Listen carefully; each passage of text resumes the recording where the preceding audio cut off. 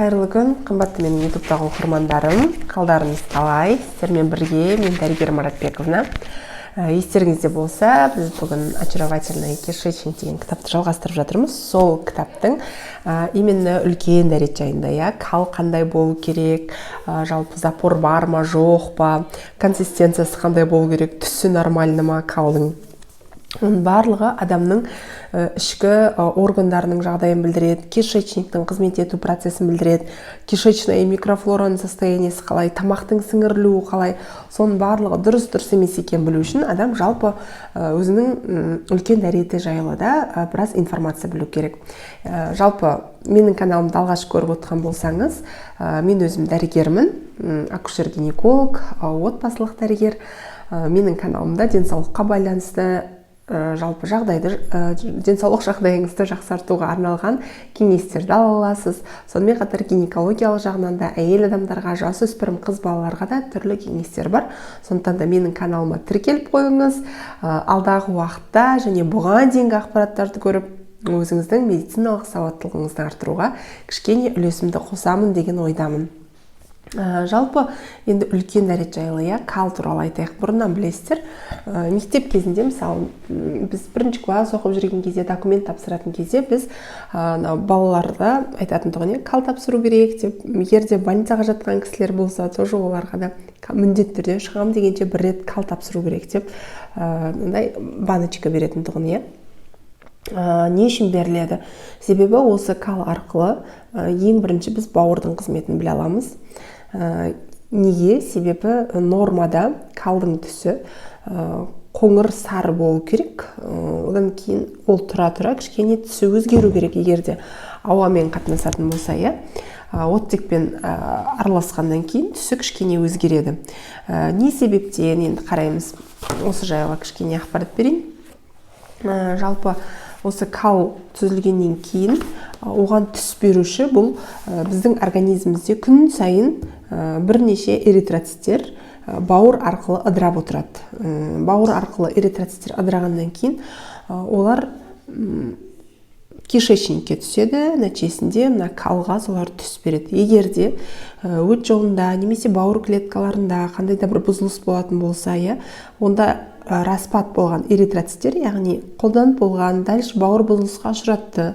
Енді сол керек емес қалдық эритроциттерді сыртқа шығару керек деп кишечникке қарай жіберетін жерде қандай да бір проблема болатын болса, онда біздің калымыздың түсінде өзгеріс болады. Сондықтан всегда қарау керек. Екінші нәрсе, егер де бауырмен проблема болатын болса, әдетте үлкен дәреттің түсі серый, сұр түске қарай ауысады. Екінші мән беретін нәрсе, калдың түсі тым қатты қап-қара болмау керек, немесе арасында қан болмау керек. Егер де өте қатты қара болатын болса, демек онымен бірге скрытый калмен бірге қан кету деп атаймыз. Асқазанда язвасы барлар, 12 шекте язвасы барлық кісілер, егер де осы жаралар ашылып кететін болса, сіздер білмейміз ғой, біз асқазанымызда не болып жатқанын, 12 шекте не болып жатқанын, ол жерден жаймен чүк деп қан кетіп жатуы мүмкін да.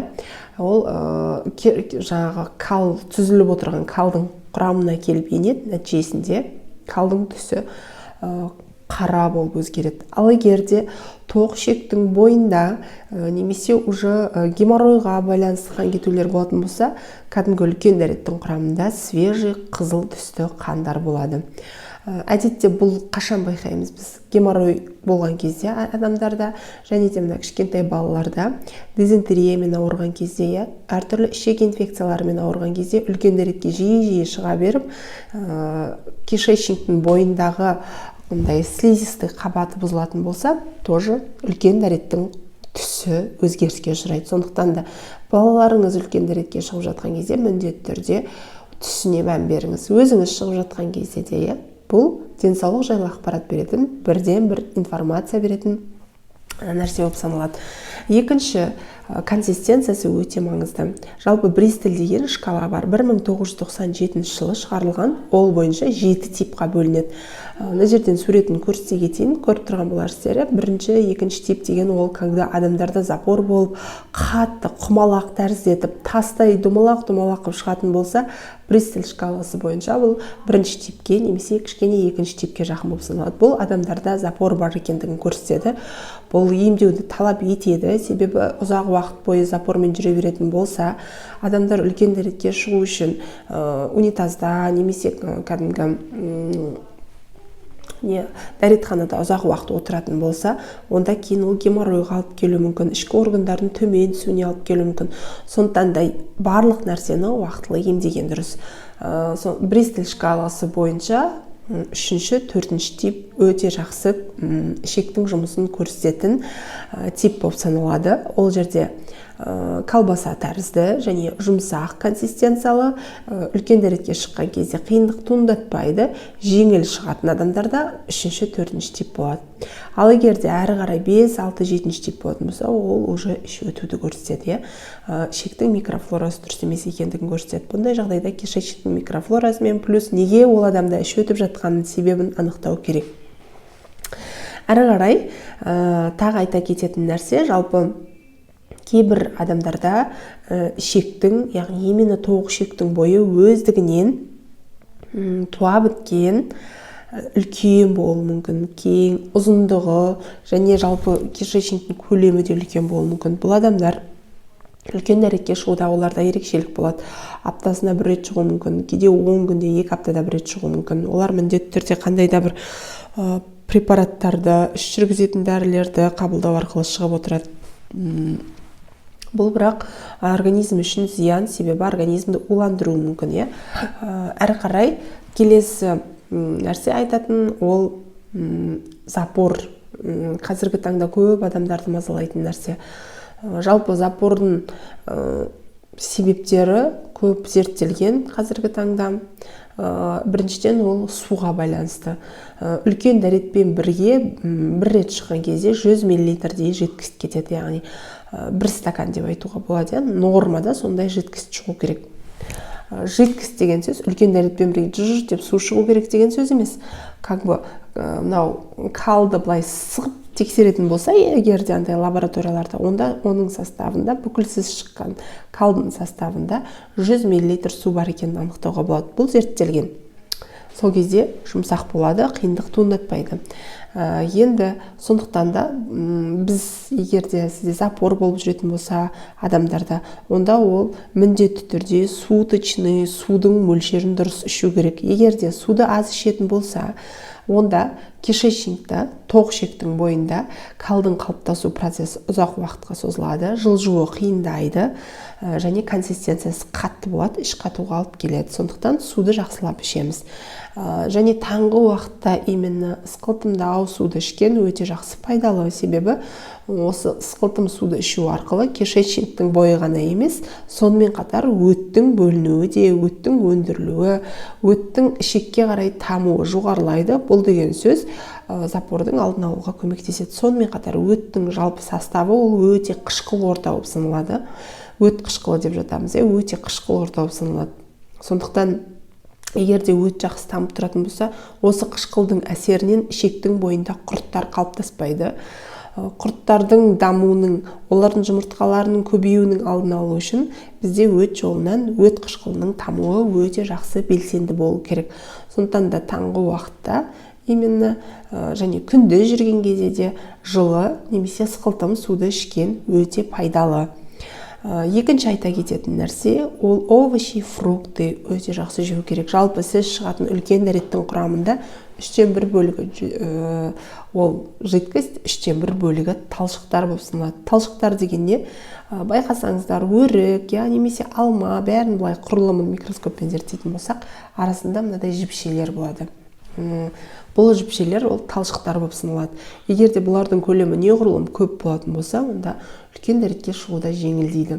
Олар организмге енгеннен кейін, біз жегеннен кейін овощи, фруктыды, олар сіңеді, көлемі 2 есе ұлғаяды. Сонымен қатар тоқ ішектің бойынан оның моторикасын, яғни қозғалысын, стенкасын арттырып, запор болғызбауға көмектеседі. Сондықтан да мүмкіндігінше жеміс-жидекті өте жақсы жеу керек. Сонымен қатар сухофруктылар болсын, именно сливалар, курага, мейіз деген нәрселер запордың алдын алуға өте жақсы көмектеседі.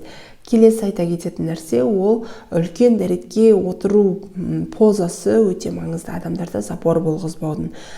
Міндетті түрде 45 градуста еңкейіп отырып, қолды алдыңызға тіреп, аяғыңыздың астына примерно 20-30 сантиметр биіктікте аяқтың астына қойып отыратын подставкалар болу керек. Сол кезде ішекке түсетін қысым өзгереді. Ішектің бойындағы қалдардың сыртқа шығуы жеңілдейді. Сондықтан міндетті түрде осы 45 градусқа кішкене былай наклонение жасап отыратын, 90 градус емес, 45 градус кішкене иіліп отыратын позаны сақтау керек. Осы көп запор бар адамдарда, жаңа мен айтып өттім, геморрой пайда болуы мүмкін деп. Неге геморрой болады? Өйткені ана үлкен дәретке шығам деп ұзақ уақыт туалетте отыра берген кезде ол жердегі вена тамырларының қан айналысы, венозный отток дейміз, сол бұзылысқа ұшырайды да. Нәтижесінде веналар кеңейіп, геморроидальды түйіндер, узелоктар пайда болады. И осы узелоктардың алдын алу үшін ұзақ уақыт унитазда нагрузка беріп отырмау керек. То есть застойды болдырмау керек деген сөз. Бұл застойдың алдын алу мақсатында біз жалпы правило 5-минутный деген бар. Үлкен геморройдың алдын алу үшін унитазда болсын, дәретханада болсын отырған максимум 5 минут отыру керек. Бұны правило 5-минутный деп айтады. Егер де кімде запор болып жүретін болса, осы запорды емдеу үшін қолданылатын тактика бар. То есть біз ішектердің бойында өзіне тән нервтар болады, өзінің нервтары болады.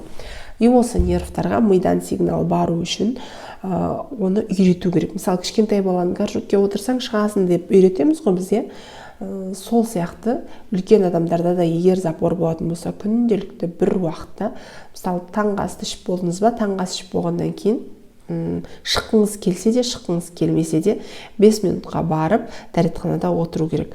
Жаңа 45 градус позада подставка қойып отыратын болсаңыз, уже кишечникке қысым өзгеріп, оның стенкаларына сигнал беріліп, нәтижесінде не істейді?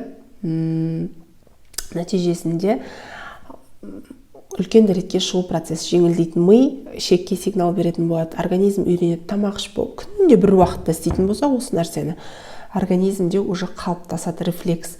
Тамақ ішіп болғаннан кейін 10 минуттан кейін үлкен дәретке шығамыз деген. Сосын уже кишечниктің бойындағы нервтар соған үйреніп алса, үлкен дәретке шығу жеңіл болады, запорды осылай емдеуге де болады. Енді көп жаңа мен айтып өттім, сонымен қатар организмдегі микрофлора өте маңызды. Тоқ ішекте орналасқан. Тоқ ішекте орналасқан микрофлораны реттеу үшін ол жерге міндетті түрде қазір антибиотиктарды рұқсатсыз қабылдай салатын, дәрігердің тағайындаусыз ішетіндері бар, немесе тіпті дәрігердің тағайындауымен ішкеннен кейін де организмге восстановление жасамайтындар өте көп. Мен телефонды ұстап отырмын да, былай сосын кішкене ыңғайсыз болып отыр, ауып кетпесін деп подставканы ұмытып кеттім, телефонды қоятын. Жалпы қараңыздар, организмде не болмас үшін кишечная микрофлораны ретке келтіретін болса, онда запор болмайды, плюс иммунитет өте жақсы болады.